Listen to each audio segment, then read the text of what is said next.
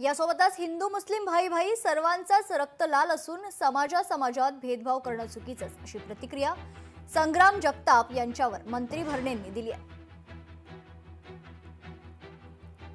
या राज्यामध्ये शेवटी आपण सगळे हिंदू असू द्या मुस्लिम असू द्या सगळे आपण एकत्र आहोत।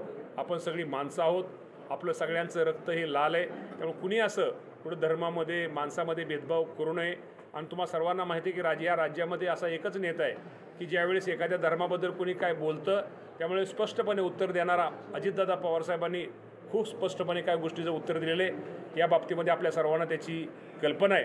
त्यामुळे अनेक मी आजही तुम्हाला सांगतो की अल्पसंख्याक समाज जो राज्यातला आहे त्याचा जो कल आहे तो दादांच्या स्वभावामुळे दादांचे काम करण्याच्या पद्धतीमुळे आणि दादा भेदभाव न करणारे नेते असल्यामुळे हा राष्ट्रवादी काँग्रेस पक्षाकडे वाढतोय।